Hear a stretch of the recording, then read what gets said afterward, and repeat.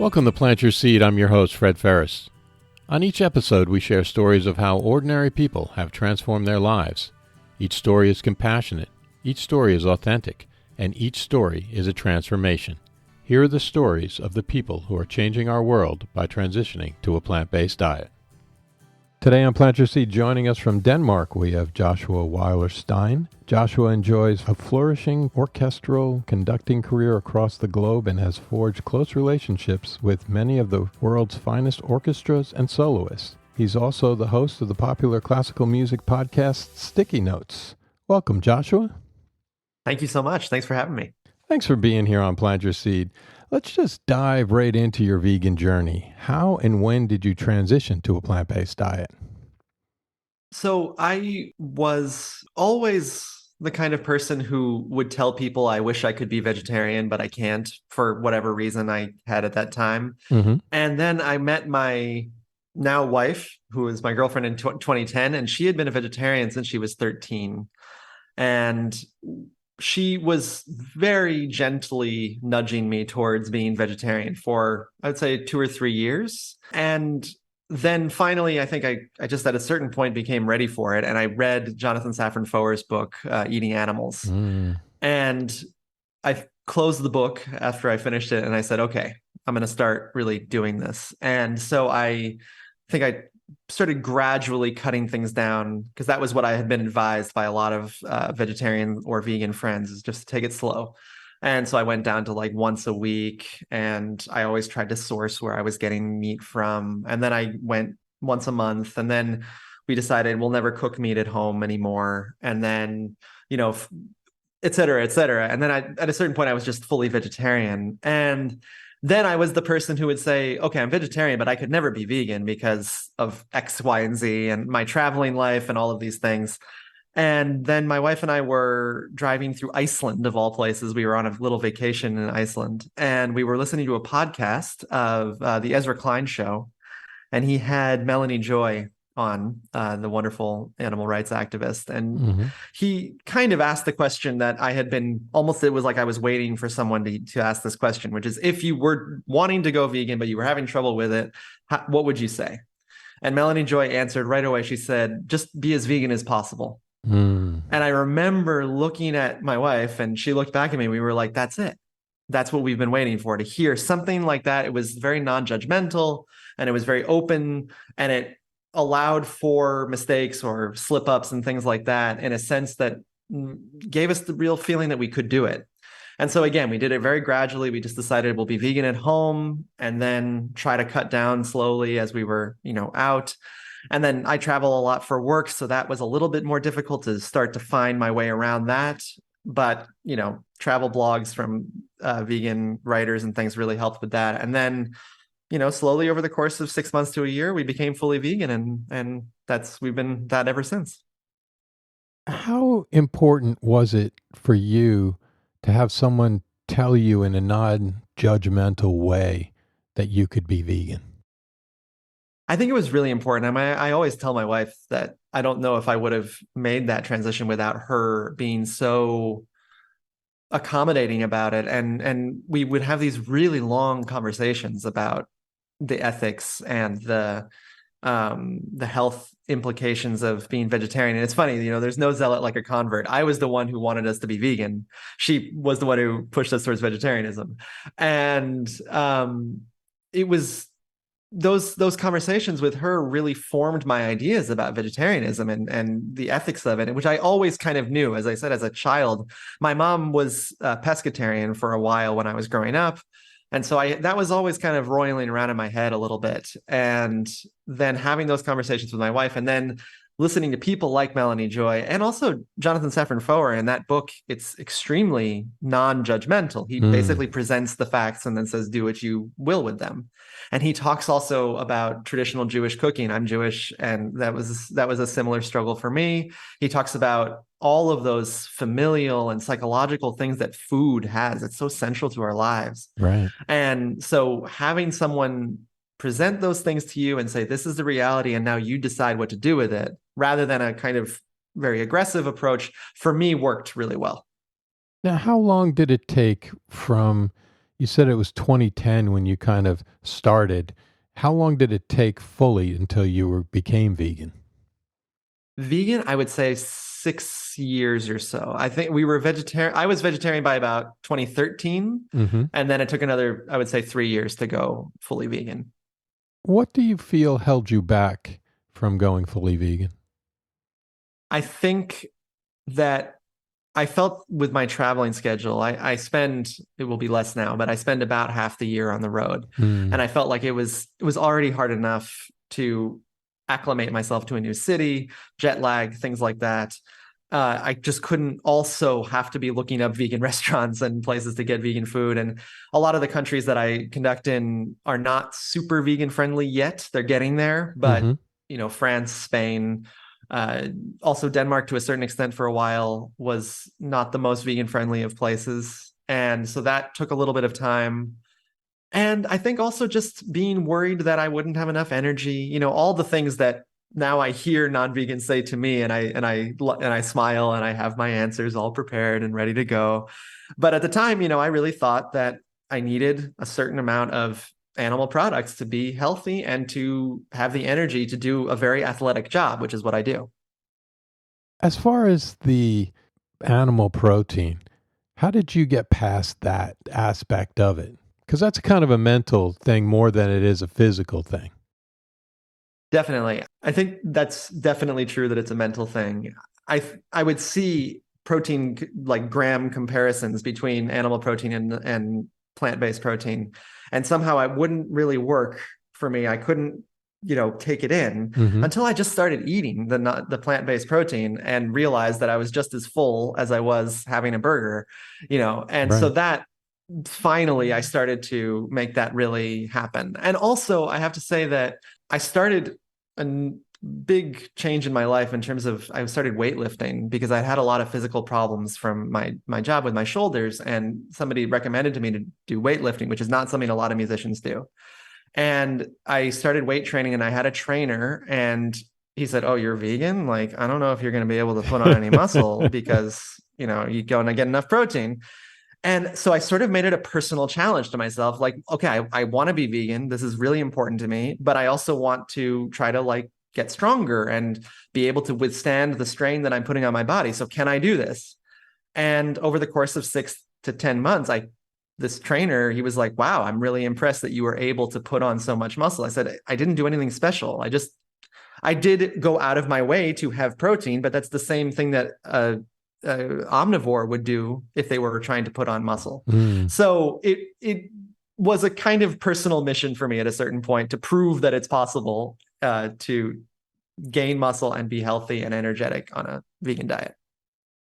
Did you struggle with anything? I mean, you mentioned traveling, and I travel for work as well.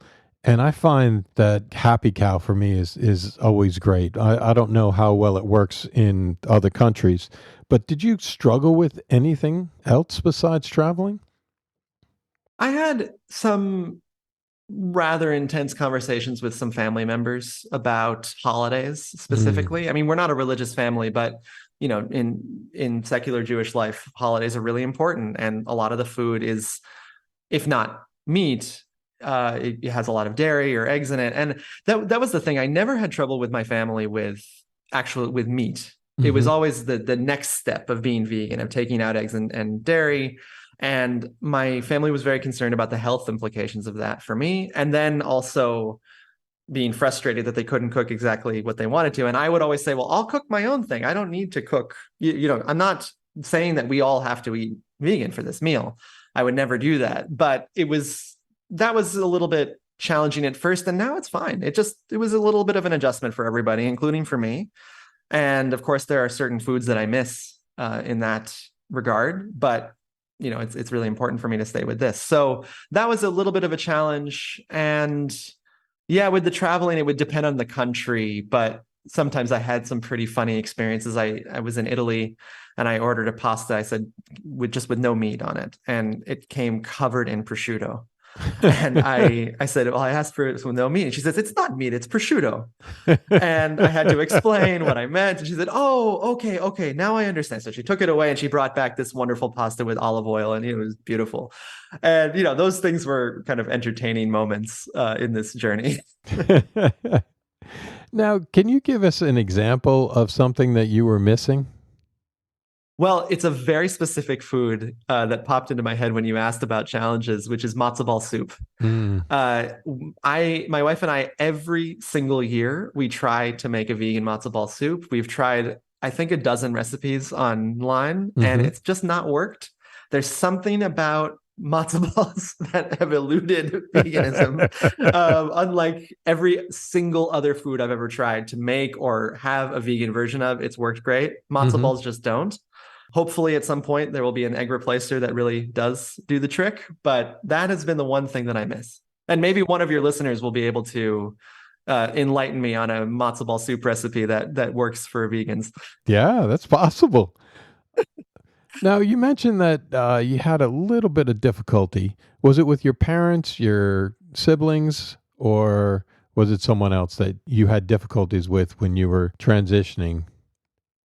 It was my parents a little bit, mostly because of my mom was concerned about health, and also she cooks a lot of the food when I'm home, and she wanted to make sure that she would be able to cook for me. Sure. And she's a wonderful cook, and so she adapted so fast and Mm. makes food that is delicious all the time. And also it actually turned into something kind of nice for both of us, because I would send recipes, we would cook together sometimes, which is not something we did when I was a child. And so it actually turned into something nice. It started a little bit tense and then turned into something nice. What were some of the challenging things that you had to deal with as far as when you became vegan? We talked a little bit before we went quote unquote on air about the same questions that you get every time. Mm. And I am an orchestral conductor. There's not a lot of vegans among us. It's been a traditionally very, very masculine, dictatorial kind of field that is luckily changing a lot. There's a lot more female conductors now becoming popular, and the whole attitude of you have to be this tough guy and be dictatorial and abuse your musicians and all of this, that's changed a lot, and that all for the good, all for the better.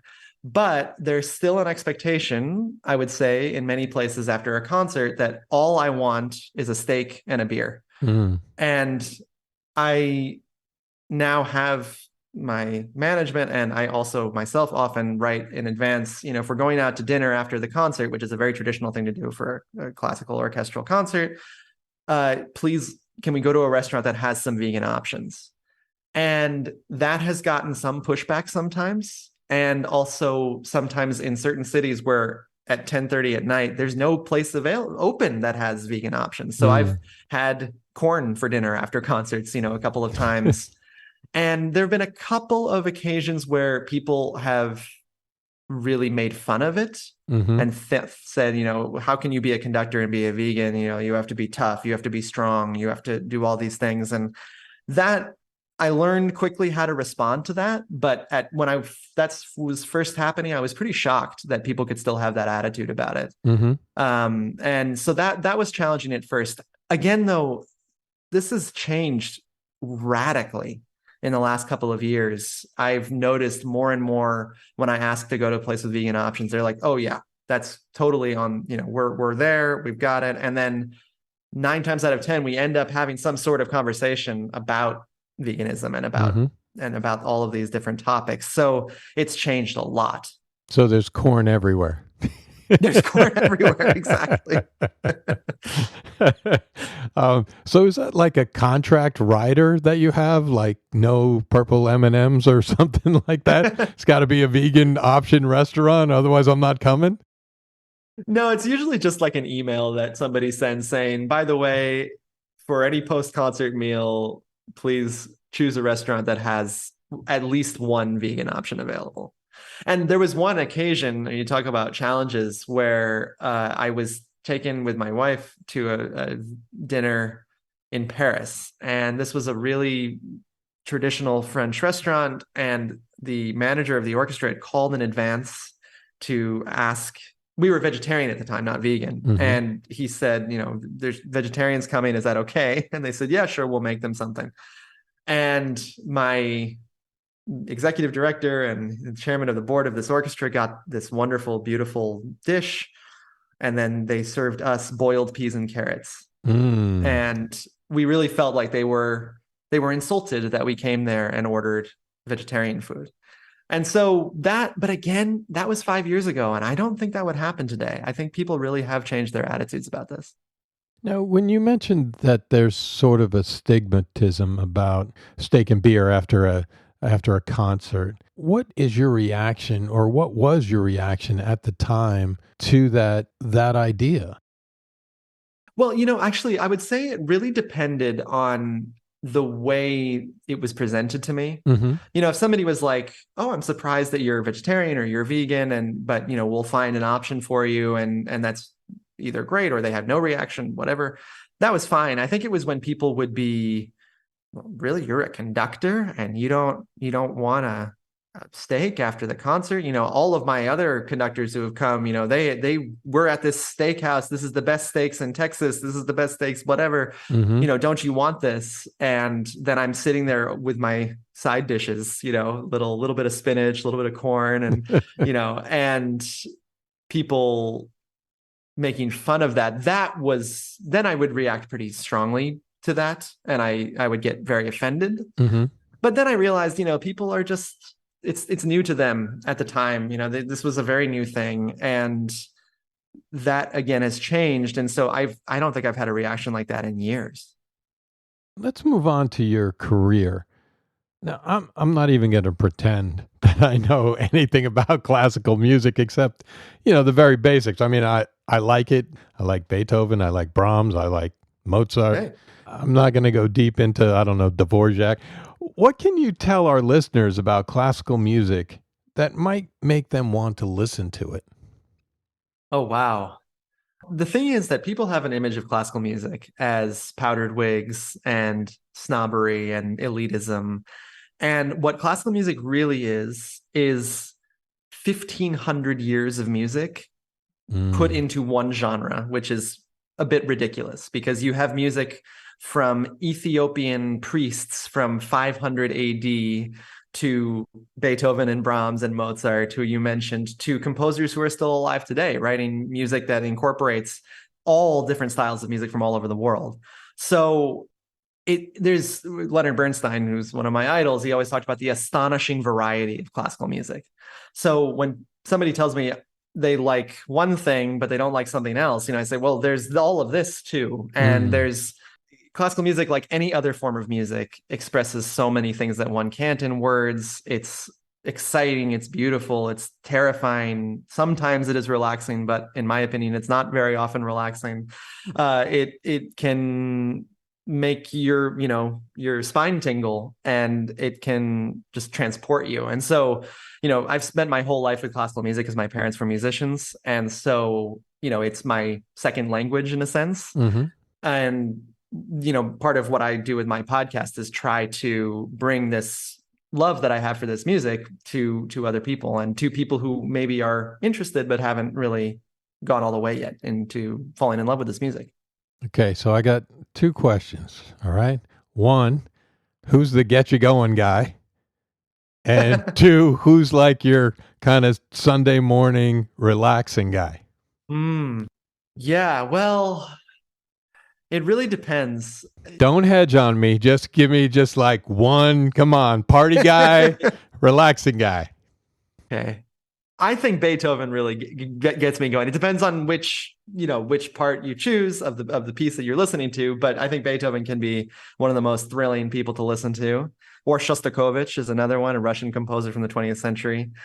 Relaxing, that's such a dirty word for us classical musicians, because when we don't think of anything in classical music as relaxing. But maybe I'll use the word meditative. Okay. And for that, I would say the music of John Luther Adams, who writes these unbelievable landscape pieces that sometimes last like 75 minutes, and they're very meditative. And think of another meditative composer. Mm, Ravel, French composer, can be Mm-hmm. a very meditative experience to listen to his music. Bolero, is that right? Bolero, yeah, yeah, that's that. See, that's something that starts very meditative and turns into like this total romp of excitement and color. So, that's the other wonderful thing about classical music is it changes so much. Hmm. You start in one place and you end somewhere completely different. What makes a good conductor? Somebody who has very strong ideas about music, knows how to communicate them to the orchestra, either, well, mostly by the gestures that they make, Mm-hmm. but also sometimes in words and rehearsals. And somebody who has a sort of idea of how they want the music to sound, and then that the way that they communicate that to the orchestra is what matters. And if they can do that through gesture, then you can make an orchestra do anything, really. How physical is it? You mentioned weight training earlier. How physical is it to conduct an orchestra? How long is a concert? Usually about 2 hours. Right. So 2 hours of, I guess, moving your arms up and down in a very spirited way. I don't remember any concert where I've not walked off stage drenched in sweat. Mm. And also rehearsals, depending on the country you're in, you're sometimes on your feet for 5, 6 hours and conducting. So you can sit down if you want, but I try not to. And so yeah, it's quite athletic. It definitely it's a cardiovascular exercise, but what I found is that especially this music that is that kind of get you going music, this very intense music, I would often wake up the next day so sore in my shoulders, in my forearms, and my back. And the weight training really transformed that for me. So that now I very rarely feel sore from conducting itself. You won, is it called the Malco competition? Yes. Okay, so the Yes. Malco competition when you were 22. How important was that? Well, it was everything. It was what made me able to be a professional conductor. I got immediately, one of the hardest things for a conductor is that we don't have an instrument until we have the orchestra in front of us. I'm a violinist originally, Mm-hmm. but with conducting, you have to get the reps in front of an orchestra. Right. And for young conductors, that's really hard to get. So that competition immediately gave me 16 concerts with Scandinavian orchestras. Wow. And so I got thrown into the deep end right away with professional orchestras. And that gave me all the experience that I could ever have wanted. I'm sure just not anyone can stand in front of an orchestra and just kind of go with it, right? So where did you get the courage to just become a conductor? I really don't know. I I think I always, as a kid and as a young adult, I always felt very strongly about the way I thought the music should be played. Mm-hmm. And I remember the first time I ever conducted, I was playing concertmaster. I was the first chair of the orchestra at school, and I said to the conductor, we were doing the Bernstein Overture to Candide, and I said, "This must be really fun to conduct." And he said, "Oh, do you want to do it?" And he handed me his baton and he walked off stage to go listen in the hall. And suddenly I had this baton in my hand and the orchestra was looking at me. Right. And I just started conducting. And all of a sudden, it just felt like so many of the things that I had trouble with on the violin went away Mm-hmm. because I was able to communicate so naturally with my arms. And so I think the sense that it was natural to me gave Mm-hmm. me the courage to do it.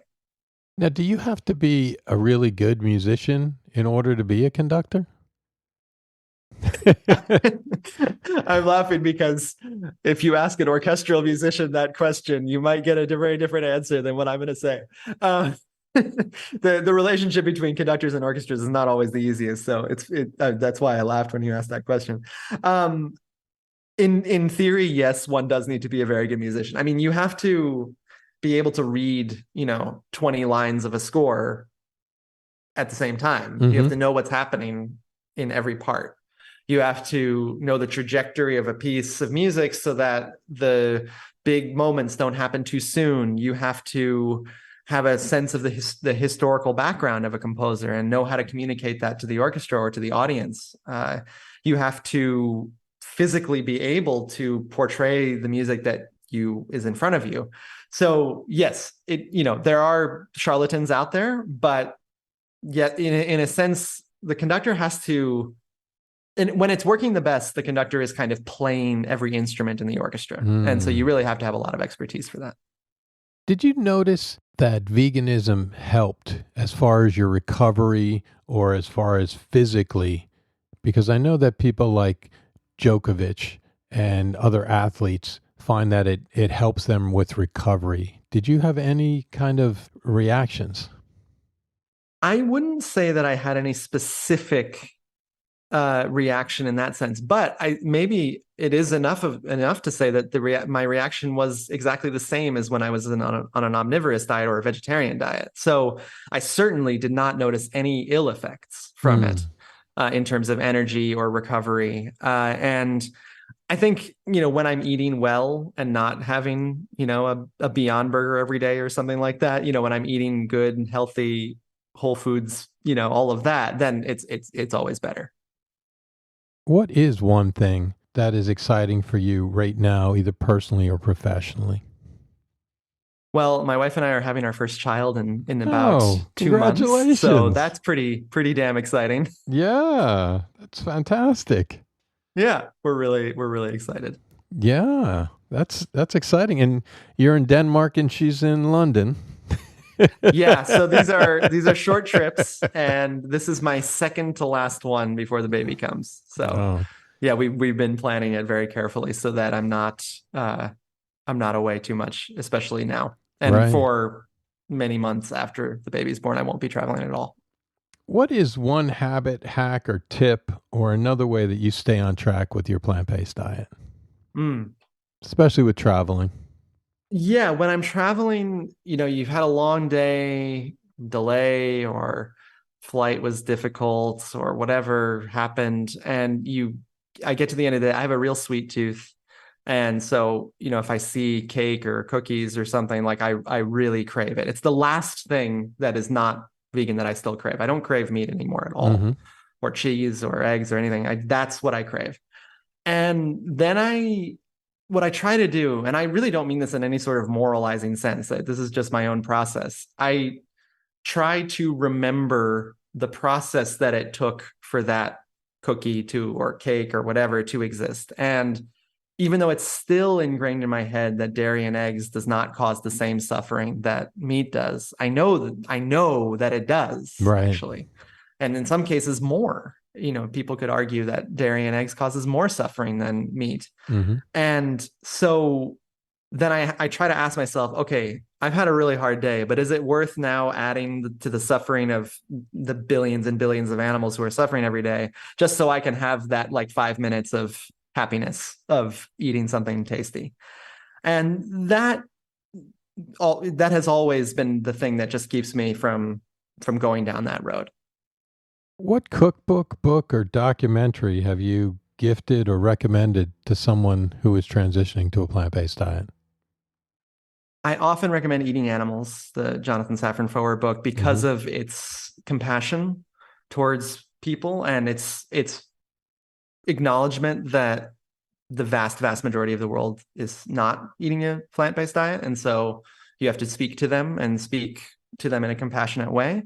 I do often recommend also Melanie Joy's talks, specifically, not necessarily her book, but her talks, because her book is very intense, and I did read it, but it's quite intense in its descriptions of what goes on, and it's important to know about it. But maybe down the road, I always think for people who are transitioning, so those two, the Jonathan Safran Foer book and Melanie Joy's talks. Finally, can you give me one word to describe how you felt before you were vegan and one word to describe how you feel now that you are vegan? I think for before, I would say conflicted, because I knew what I wanted to do and what I thought was right, and I wasn't doing it yet. And now, I guess after, I would say clear, not in a pure way, but there's very few things in the world that I think are black and white or without nuance, but this one is one of them. And the fact that I know that I'm not participating in that really makes me feel it's sort of clarity. And that really helps me.